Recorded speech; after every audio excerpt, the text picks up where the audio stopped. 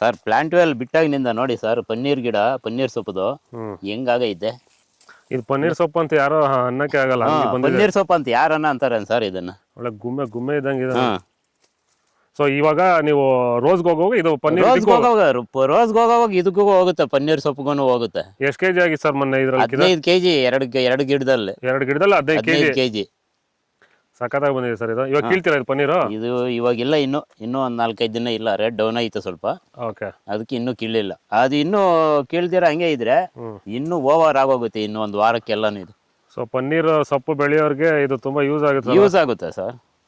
ಇದು ನೋಡಿ ಸರ್ ಎಷ್ಟು ಉದ್ದ ಬಂದೈತೆ ಸ್ಟೆಮ್ಮು.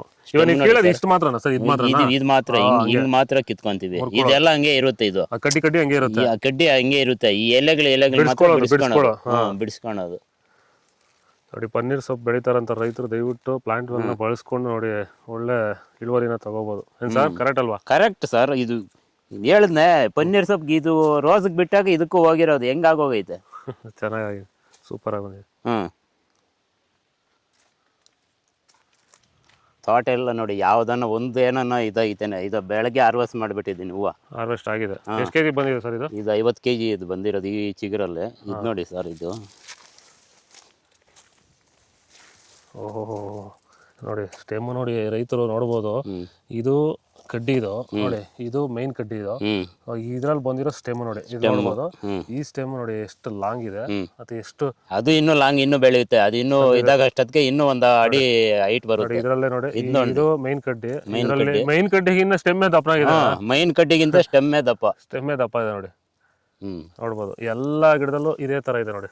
ಇನ್ನೊಂದು ಅವ್ರು ಹೇಳ್ದಂಗೆ ನಾನು ಗಿಮಿಕಲ್ಲು ಏನು ಫರ್ಟಿಲೈಸರ್ಸ್ ಗೀಟೆಗಳು ಏನು ಹಾಕಲ್ಲ ನಾನು. ಸೊ ಇವಾಗ ನೀವು ಕೊಟ್ಟಿಗೆ ಗೊಬ್ಬರ, ಇಂಡಿಗಳು ಅದ್ರ ಜೊತೆ ನೀವು ಪ್ಲಾಂಟ್ ವೆಲ್ ಕೊಡ್ತಾ ಇದ್ದೀವಿ. ಪ್ಲಾಂಟ್ ವೆಲ್ ಕೊಟ್ಟಾಗಿನಿಂದನೇ ಈ ಎಲ್ಲ ಚಿಗುರು ಹಿಂಗೆ ಎಲ್ಲ ಓಪನ್ ಆಗಿರೋದು. ಇದು ತೋರಿಸಿ ಸರ್, ಇದು ರೈತರಿಗೆ ಇದು ಕಾಣಿಸ್ಲಿಲ್ಲ.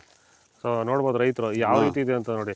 ಈಗ ರೈತರಿಗೆ ನೋಡಿ ಚಿಗುರಿಲ್ಲ, ನಮಗೆ ಸ್ಟೆಮ್ ಬರ್ತಾ ಇಲ್ಲ, ಅದು ಸರಿಯಾಗಿ ಗಿಡ ಗ್ರೋತ್ ಇಲ್ಲ ನೋಡಿ.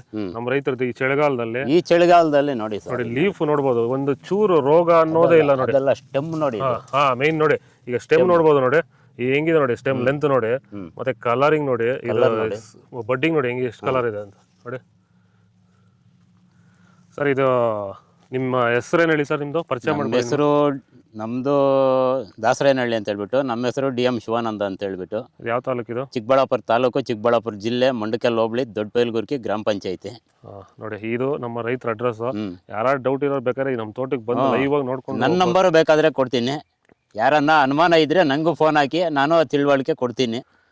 ಇವಾಗ ನೀವು ಪ್ಲಾಂಟ್ ವೆಲ್ ಎಷ್ಟು ದಿವಸದಿಂದ ಯೂಸ್ ಮಾಡ್ತಾ ಇದ್ದೀರಾ? ಪ್ಲಾಂಟ್ ವೆಲ್ ಒಂದೂವರೆ ತಿಂಗಳಿಂದ ಯೂಸ್ ಮಾಡ್ತಾ ಇದ್ದೀನಿ. 1.5 ತಿಂಗಳಿಂದ ಯೂಸ್ ಮಾಡಿದಾಗಿನಿಂದನೇ ಈ ಸ್ಟೆಮ್ ಎಲ್ಲ ಹಿಂಗೆ ಓಪನ್ ಆಗಿರೋದು ನೋಡಿ ಸರ್. ಸ್ಟೆಮ್ ಆಗಲಿ ಚಿಗುರಾಗಲಿ ಅದು ನೋಡಿ. ನೋಡಿ ಸರ್, ನಿಮಗೆ ಪ್ಲಾಂಟ್ ವೆಲ್ ಬಳಸಿದಾಗಿಂದ ಮೇನ್ ನಿಮ್ಗೆ ಏನೇನು ಡಿಫ್ರೆನ್ಸ್ ಬಂದಿದೆ ಸರ್? ಒಂದು ಪ್ಲಾಂಟ್ ವೆಲ್ ಬಳಸಿದಾಗಿನಿಂದ ಅಂತಂದ್ರೆ ಸ್ಟೆಮ್ಮು, ಈ ಚಿಗುರು, ಇವಾಗ ಹೂವು ಕಿತ್ತಿದ್ದೀವಿ. ಈ ಕೆಮಿಕಲ್ ಹಾಕಿದ್ರೆ ಅದ್ರಾಗ ಸಾರಾಂಶ ಇದ್ರೆ ಬರುತ್ತೆ, ಇಲ್ಲ ಅಂದ್ರೆ ಈ ಚಿಗುರು ಹಿಂಗ್ ಹೊಡಿಯಲ್ಲ. ಹಾರ್ವೆಸ್ಟ್ ಮಾಡಿದಾಗಿನಿಂದ ನೋಡಿ ಇದೆಲ್ಲ ಚಿಗುರು ಪಟ್ಟ ಅಂತ ಹಂಗೆ ಓಪನ್ ಆಗೋಗುತ್ತೆ. ಫುಲ್ಲು ನಮ್ಗೆ ಮೈನು ಇರೋದು ಮಾರ್ಕೆಟಲ್ಲಿ ಹೋಗಿದ ತಕ್ಷಣ ಕಲರ್ ಇರ್ಬೇಕು ಮೈನ್ ಹೂವು. ಹೌದು, ಕಡ್ಡಿ ಲೆಂತ್ ಇರಬೇಕು, ಸ್ಟೆಮ್ ಚೆನ್ನಾಗಿರ್ಬೇಕು. ಇದ್ರೆ ಪಟ್ಟ ಅಂತ ಮಾರ್ಕೆಟಲ್ಲಿ ಹೊರಟೋಗುತ್ತೆ. ಹೌದು. ನಿಮ್ಮ ಮಾರ್ಕೆಟಲ್ಲಿ ಒಳ್ಳೆ ರೇಟ್ ಇದೆ, ಪರವಾಗಿಲ್ಲ. ಇವತ್ತು 60, 70, 80 ಲಾಸ್ಟ್ ಆಯ್ತಾಯ್ತು. ನಂದು 95 ರೂಪಾಯಿ ಹಾಕಿದ್ರು.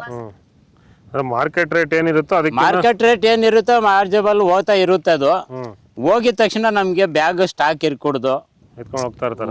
ಅವರು ವ್ಯಾಪಾರಸ್ಥರು ನೋಡಿದ ತಕ್ಷಣ ಬ್ಯಾಗ್ ಹೊಲ್ಟೋಗ್ತಾ ಇರುತ್ತೆ. ಇದು ನೋಡಿ ಸರ್, ನೋಡಿ ಇದೆಲ್ಲ ಹೊಸ ಶೂಟ್ಸು, ಹೊಸ ನೋಡಿ ನೋಡಿ ಹೊಸ ಚಿಗುರು ನೋಡಿ. ಹೂವು ಕಿತ್ತ ಮೇಲೆ ಹೆಂಗ್ ಬಂದಿದೆ ಅಂತ ಹೇಳ್ಬಿಟ್ಟು ಈ ಚಿಗುರಲ್ಲ ನೋಡಿ. ಇದು ಮೊಗ್ಗುಗಳು ನೋಡ್ಬೋದು, ಗಿಡ ಎಷ್ಟು ಹೆಲ್ತಿ ಆಗಿದೆ. ಆಮೇಲೆ ರೋಗ ಬಾಧೆ ಅನ್ನೋದಿಲ್ಲಲ್ಲ ಸರ್? ರೋಗ ಬಾಧೆ 50% ಈ ಚಳಿಗಾಲದಲ್ಲಿ 50 ಇಂದ 70% ರೋಗ ಬಾಧೆ ಕಮ್ಮಿ ಆಗುತ್ತೆ. ಇನ್ನು 25% ಇರುತ್ತೆ, ಅದಕ್ಕೆ ನಾವು ಸ್ಪ್ರೇ ಹೊಡ್ಕೋಬೇಕು. ಮಾಮೂಲಿ ಮೇಂಟೆನೆನ್ಸ್ ಮಾಡ್ಕೋಬೇಕು.